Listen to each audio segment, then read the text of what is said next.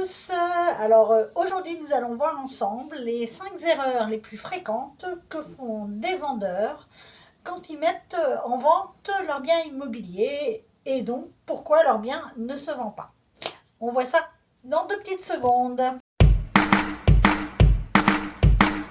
Alors la première erreur, c'est de surestimer le prix de vente. Beaucoup de vendeurs veulent laisser de la marge pour négocier ou se disent je ne veux pas brader mon bien, je ne suis pas pressé. En réalité, un prix trop élevé, ça va faire fuir les acheteurs, rallonger la durée de vente. Résultat, votre maison risque de se griller sur le marché et donc il arrive que parfois des appartements ou des maisons finissent par être vendus, même parfois au bout de 1 voire 2 ans, à un prix nettement inférieur que ce qui avait été estimé au départ. Donc c'est un mauvais calcul à la base. Donc mon conseil, faites estimer votre bien par un professionnel et comparez avec les ventes récentes de votre quartier.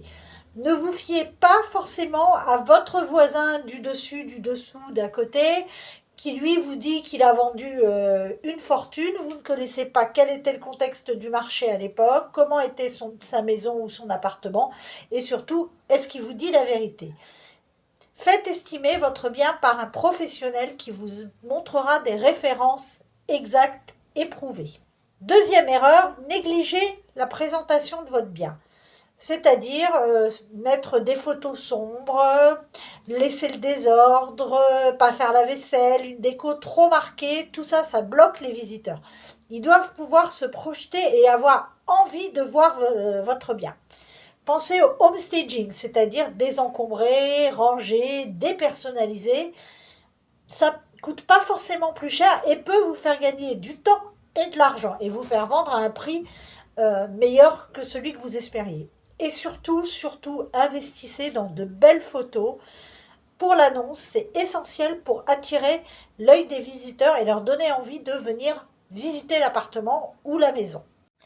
Troisième erreur, refusez les visites en semaine ou aux horaires flexibles ou carrément parfois ne même pas répondre au téléphone. Si vous limitez trop les créneaux de visite, vous refusez des visites en semaine ou après 18h, vous perdez des acheteurs sérieux ou qui travaillent. Plus votre bien est disponible, plus vite il se vendra. Soyez flexible, organisez des visites au maximum de créneaux possibles. Sachez que aussi un agent immobilier ou un professionnel mandataire a des horaires qui sont plus flexibles que les vôtres. Donc ça peut être aussi une solution pour vous si vous avez vraiment un emploi du temps hyper chargé. Quatrième erreur, oubliez les diagnostics et les documents obligatoires. J'entends très souvent, oui, les diagnostics, je les ferai quand j'aurai une offre d'achat. Non, ne pas préparer à temps tous les diagnostics et les papiers obligatoires, notamment le DPE, ça retarde ou ça annule une vente. Si vous n'êtes pas en mesure de fournir ces documents à un acheteur intéressé, celui-ci va penser que soit il y a un loup, soit que vous êtes négligent et ira acheter ailleurs. Donc anticipez ces démarches dès la mise en vente. Votre notaire ou votre agent immobilier peuvent vous accompagner, voire vous décharger de cette partie administrative.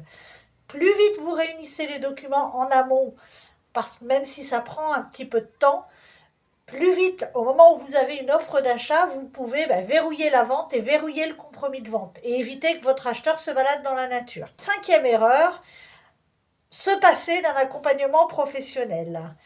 Un agent immobilier rassurant, c'est un propriétaire rassuré. C'est-à-dire, vous pensez que parfois vous pouvez tout gérer seul, sans connaissance juridique ou commerciale, même sans horaire flexible. Résultat, vous avez une mauvaise estimation, un manque de visibilité de votre appartement et une négociation compliquée.